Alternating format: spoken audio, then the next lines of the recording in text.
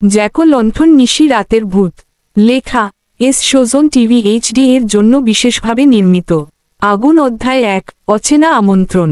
কলকাতা শহরের কোলাহল ছেড়ে সায়ন্তন দত্ত যাচ্ছিল জয়পুর নামে এক প্রত্যন্ত গ্রামে। কাজ একটি প্রাচীন দুর্গের ইতিহাস নিয়ে ডকুমেন্টারি বানানো। তার সঙ্গে ছিল ক্যামেরাম্যান অর্ঘ্য ও সাউন্ড ডিজাইনার সুদীপ্তা। গ্রামটা ছিল অদ্ভুত রকম শান্ত। মোবাইল নেটওয়ার্ক নেই, দোকানপাট 7টার পর বন্ধ, আর রাস্তার ধারে সারি সারি পুরনো বটগাছ। বয়স্ক এক লোক, নাম ভোলা দা, ওদের জন্য রাতে থাকার জায়গা ঠিক করেছিলেন, একটা পুরনো পরিত্যক্ত ইংরেজ আমলের বাংলো। ভোলা দা সাবধান করে বললেন, বাবু, রাইতে বার হইবেন না। এই বাংলোটাতে একসময় সাদা চামড়ার সাহেব মরা গেছিল, তারপর হেই রাইতে আইসে। সায়ন্তন হেসে ফেলল। ভূত এই 21 শতাব্দীতে? ভোলা দা চুপচাপ চলে গেলেন। ক্ষীয়মান অর্ধচন্দ্র অধ্যায় 2 রাত 12টার কান্না। প্রথম রাত। সবাই ক্যামেরা লাইট বসিয়ে রেকি করছে। হঠাৎ রাত 12টা বাজতেই ভেতরের এক ঘর থেকে কাঁচ ভাঙার শব্দ এল। সবাই দৌড়ে গেল। ভেতরটা ফাঁকা, কিন্তু মেঝেতে ভাঙা আয়নার টুকরো, আর একটা অদ্ভুত ঠান্ডা। সেই আয়নার উপর লেখা একটা শব্দ, রান। সুদীপ্তা থমকে গেল। কে লিখল এটা? আমরা তো আয়নায় ছুঁইনি। পরদিন সকালবেলা এক বৃদ্ধ পাদ্রী এলেন। শুনে বললেন, এই বাংলোটার আয়নায় একটা আত্মা আটকে আছে। রাত 12টার সময় সে কান্না করে। ওর নাম মার্গারেট। ও এক সাহেবের দাসী ছিল, আর সেই সাহেব তাকে খুন করে আয়নায় বন্ধ করে দেয়। আয়না অধ্যায় 3 আয়নার চোখ। সেই রাতেই সায়ন্তন একা বসে গল্প লিখছিল। হঠাৎ আয়নার দিকে তাকিয়ে সে দেখতে পেল আয়নায় এক নারী। সাদা জামা, সোনালি চুল, চোখ দুটো কাচের মতো ফাঁপা। সে ধীরে ধীরে বলল, তুমি আমার গলা শুনছ? আমি এখানে বন্দি 1874 সাল থেকে। আমাকে মুক্ত করো।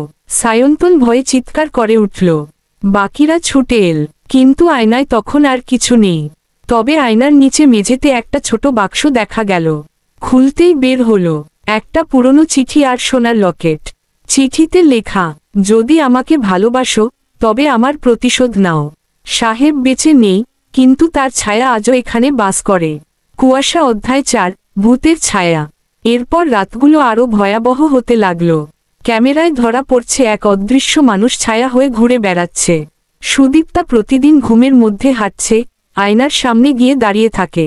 অর্ঘ্য বলল, সে শুনেছে রাত 3টে কেউ তার নাম ধরে ডাকছে, নারী কণ্ঠে।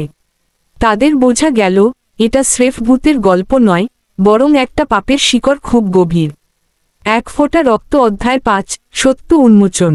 সায়ন্তন গ্রামের পুরনো লাইব্রেরি খোঁজ নিয়ে জানতে পারে, 1874 সালে সাহেব রবার্ট হ্যামিল্টন এই বাংলোতে থাকত।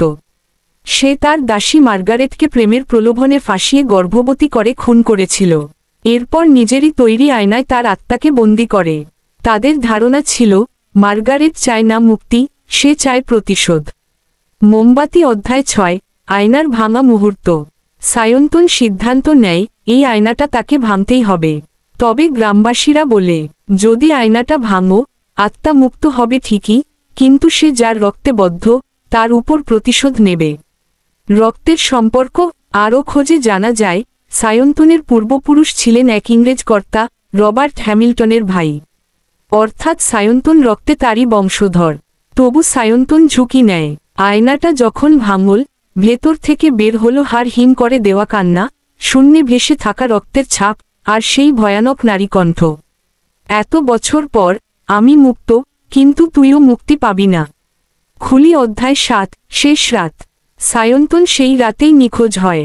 কেউ জানে না কিভাবে, কিন্তু ক্যামেরায় শেষ রেকর্ডেড ভিডিওতে দেখা যায়, সায়ন্তন আয়নার ভাঙা টুকরোগুলোর দিকে তাকিয়ে বলছে, মার্গারেট, তুমি মুক্ত, কিন্তু আমি আজীবন বন্দী হয়ে গেলাম এই পাপের ছায়ায়। আজও জয়পুর গ্রামে ওই বাংলোটা খালি পড়ে আছে।